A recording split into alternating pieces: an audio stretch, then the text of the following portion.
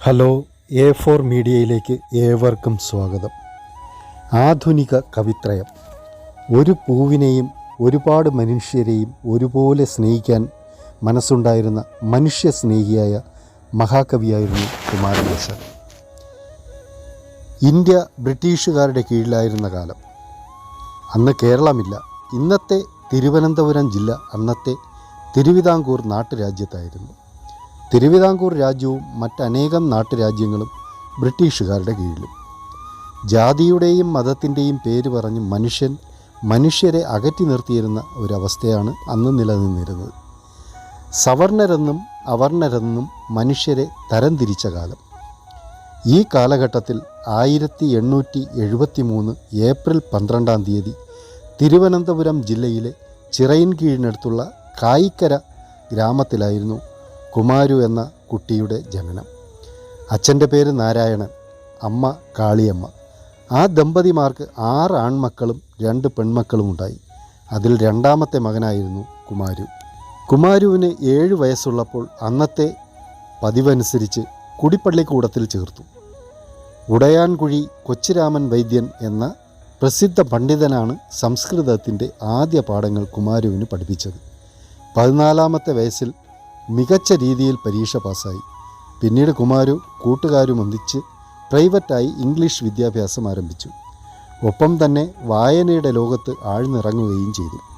ഇതിനിടയിൽ കുമാരു ഒരിടത്ത് കണക്കെഴുത്ത് ജോലിയിൽ ഏർപ്പെട്ടിരുന്നു. അക്കാലത്ത് തന്നെ കുമാരു തൻ്റെ കാവ്യരചനാ പ്രവർത്തനങ്ങൾക്കും തുടക്കമിട്ടു. ചിലതൊക്കെ അച്ചടിച്ച് വരികയും ചെയ്തു.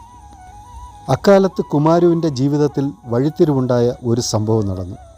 അദ്ദേഹം ശ്രീനാരായണ ഗുരുവുമായി പരിചയപ്പെട്ടു. ഗുരുവിൻ്റെ സ്വാധീന ഫലമായി കുമാരു ആത്മീയ ജീവിതത്തിൽ ആകൃഷ്ടനായി. പിന്നീട് വയ്ക്കത്തുള്ള സുബ്രഹ്മണ്യ ക്ഷേത്രത്തിൽ ഒരാശ്രിതനായി കഴിയാൻ ആരംഭിച്ചു. ഇക്കാലത്ത് ക്ഷേത്ര പരിസരത്തുള്ള വിദ്യാർത്ഥികളെ സംസ്കൃതം പഠിപ്പിച്ചിരുന്നു. ഇതേ തുടർന്നാണ് നാട്ടുകാർ കുമാരുവിനെ കുമാരനാശാൻ എന്ന് വിളിച്ചു തുടങ്ങിയത്. അങ്ങനെ കുമാരു കുമാരനാശാനായി. പഠനം തുടരാൻ ആഗ്രഹിച്ച കുമാരനാശാൻ ശ്രീനാരായണ ഗുരുവിൻ്റെ ശിഷ്യനും സാമൂഹിക പ്രവർത്തകനുമായ ഡോക്ടർ പൽപ്പുവിൻ്റെ സഹായത്താൽ കോളേജിൽ ചേർന്ന് ന്യായവിദ്വാൻ എന്ന ബിരുദം കരസ്ഥമാക്കി. 1898 അദ്ദേഹം കൊൽക്കത്തയിലെത്തുന്നത്. ആ കാലഘട്ടം ബംഗാളി സാഹിത്യത്തിൻ്റെ നവോത്ഥാന കാലഘട്ടമായിരുന്നു. ആശാൻ്റെ കാവ്യജീവിതത്തെ ഇത് വളരെയേറെ സ്വാധീനിച്ചു. ഈ അവസ്ഥയിലാണ് ശ്രീനാരായണ ഗുരു വിദ്യാഭ്യാസം അവസാനിപ്പിച്ച് അരീപ്പുറം ആശ്രമത്തിൽ മടങ്ങിയെത്താൻ കുമാരനാശാനോട് ആവശ്യപ്പെടുന്നത്. അക്കാലത്ത് ശ്രീനാരായണ ഗുരുവിൻ്റെയും ഡോക്ടർ പൽപ്പുവിൻ്റെയും ശ്രമഫലമായി ശ്രീനാരായണ ധർമ്മ പാലനയോഗം SNDP രൂപം കൊണ്ടു. പ്രസ്തുത സംഘത്തിൻ്റെ സംഘടനാ ചുമതലകൾ വഹിക്കാൻ ഗുരു തെരഞ്ഞെടുത്തത് പ്രിയ ശിഷ്യനായ കുമാരനാശാനെയാണ്. 1903 മുതൽ തുടർച്ചയായി 16 വർഷക്കാലം കുമാരനാശാൻ ഈ സംഘടനയുടെ സെക്രട്ടറിയായിരുന്നു. 1907 ഡിസംബർ മാസത്തിൽ ആശാൻ്റെ വീണപൂവ് എന്ന ഖണ്ഡകാവ്യം മിതവാദി പത്രത്തിൽ പ്രസിദ്ധീകരിച്ചു. വീണപൂവിന് വായനക്കാരിൽ നിന്നും വൻപിച്ച അംഗീകാരമാണ് ലഭിച്ചത്.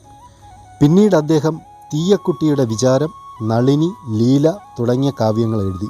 ബുദ്ധമതത്തിൽ നിന്ന് പ്രചോദനം ഉൾക്കൊണ്ടുകൊണ്ട് എഴുതിയതാണ് ചണ്ഡാല ഭിക്ഷുകി, കരുണ തുടങ്ങിയവ.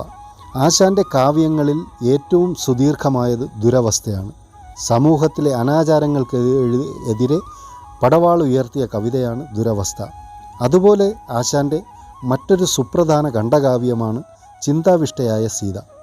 ആശാൻ്റെ ഖണ്ഡകാവ്യങ്ങളുടെ കൂട്ടത്തിൽ ഏറ്റവും പ്രൗഢഗംഭീരമെന്ന് വിളിക്കപ്പെടുന്നത് പ്രരോദനമാണ്. ആത്മമിത്രവും ഗുരുതുല്യനുമായിരുന്ന AR രാജരാജവർമ്മയുടെ നിര്യാണത്തെ തുടർന്ന് ആശാൻ രചിച്ച വിലാപകാവ്യമാണിത്. മഹാകാവ്യം എഴുതാതെ തന്നെ മഹാകവിയായി അംഗീകരിക്കപ്പെട്ട കവിയാണ് കുമാരനാശാൻ. 1919 തിരുവിതാംകൂർ നിയമസഭയിലെ ഈഴവ പ്രതിനിധിയായി നോമിനേറ്റ് ചെയ്യപ്പെട്ടു. അവശ്യ സമുദായങ്ങളെ ബാധിക്കുന്ന സുപ്രധാന പ്രശ്നങ്ങളിലേക്ക് ഗവൺമെൻറ്റിൻ്റെ ശ്രദ്ധയാകർഷിക്കാൻ ഇക്കാലത്ത് ആശാന് സാധിച്ചു. 1920 വെയിൽസ് രാജകുമാരൻ ഇന്ത്യ സന്ദർശിച്ചപ്പോൾ കുമാരനാശാൻ്റെ കാവ്യ രചനാ പാടവത്തെ അഭിനന്ദിച്ചുകൊണ്ട് അദ്ദേഹത്തിന് പട്ടും വളയും സമ്മാനിക്കുകയുണ്ടായി. റെഡീമർ എന്ന ബോട്ടിലിരുന്ന് കുമാരനാശാൻ തൻ്റെ കരുണയിലെ വരികൾ ചൊല്ലി. ചുറ്റും യാത്രക്കാർ തലയാട്ടി ആസ്വദിച്ചു കൊണ്ടിരുന്നു. ചുറ്റുമുള്ള ആ ആഴമേറിയ ജലത്തിൻ്റെ ഓളങ്ങൾ പോലും അത് കേട്ട് രസിക്കും പോലെ പതിയെ ചലിച്ചുകൊണ്ടിരുന്നു. 1924 ജനുവരി 16 കോട്ടയത്തെ ഒരു യോഗത്തിൽ പങ്കെടുക്കുന്നതിലേക്ക് വേണ്ടിയായിരുന്നു ആശാൻ്റെ യാത്ര. കവിത ചൊല്ലൽ കഴിഞ്ഞ് ആശാൻ ബോട്ടിലെ 1-ാം ക്ലാസ് മുറിയിൽ കയറി ഉറക്കമായി. Redeemer boat പല്ലനത്തോട്ടിലെത്തി. പെട്ടെന്ന് ബോട്ട് ഒരു പൊട്ടിത്തെറിയോടെ വെള്ളത്തിലേക്ക് താഴ്ന്നു. അതോടൊപ്പം സുഖനിദ്രയിലായിരുന്ന കുമാരനാശാനും അന്തരിക്കുമ്പോൾ അദ്ദേഹത്തിന് 51 വയസ്സ് പ്രായമേ ഉണ്ടായിരുന്നുള്ളൂ. കവിയെന്ന നിലയിലും സാമൂഹിക പരിഷ്കർത്താവെന്ന നിലയിലും അദ്ദേഹം എന്നെന്നും ഓർമ്മിക്കപ്പെടും എന്നത് തീർച്ചയാണ്. ഇത്തരം വിജ്ഞാനപ്രദമായ വീഡിയോകൾ കാണുന്നതിലേക്ക് വേണ്ടി ഈ